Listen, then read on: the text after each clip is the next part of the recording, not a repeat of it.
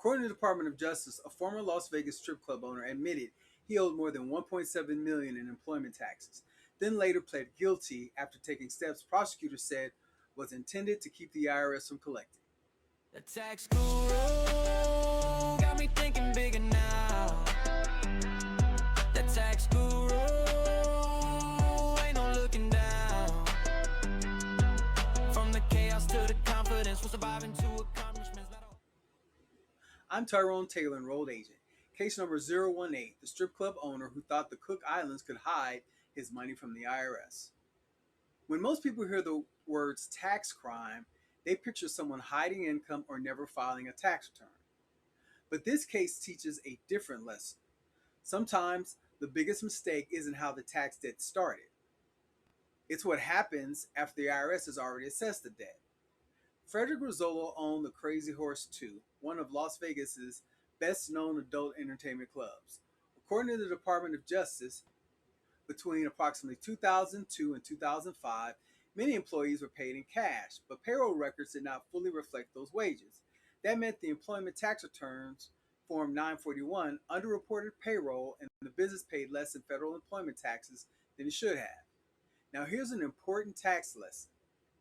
Paying employees in cash isn't illegal.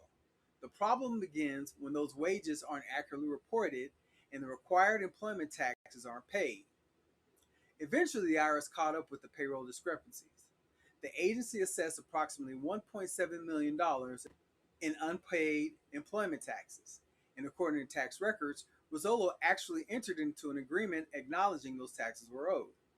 At that point, this had become a civil tax collection matter. The IRS assesses taxes every day. Millions of taxpayers owe back taxes. Simply owing taxes, even a large amount, is generally handled by the IRS collection process. But this story didn't end there. According to prosecutors, after acknowledging the tax debt, Rizzolo began taking steps designed to keep the IRS from collecting. The Department of Justice says approximately $900,000 was transferred into an offshore trust in the Cook Islands.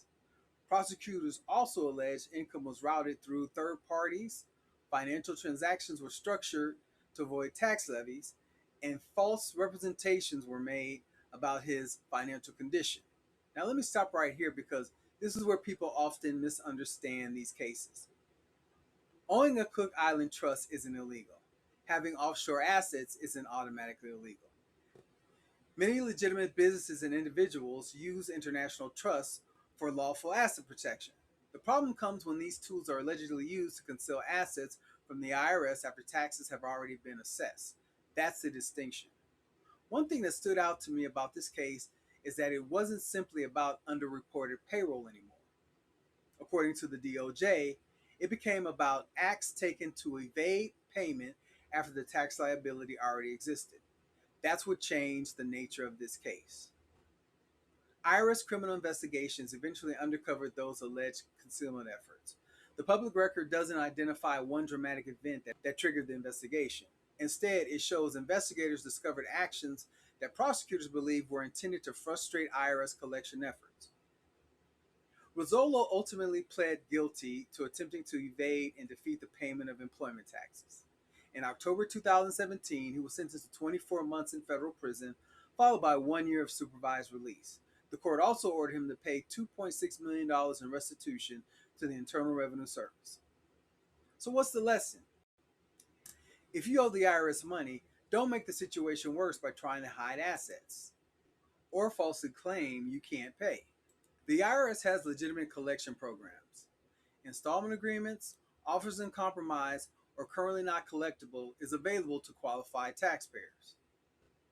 These are legal options. Trying to conceal assets isn't one of them.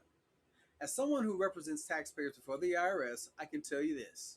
A tax debt is usually a civil problem, but taking affirmative actions to hide assets from the IRS collections can create criminal exposure. That's the lesson from this case.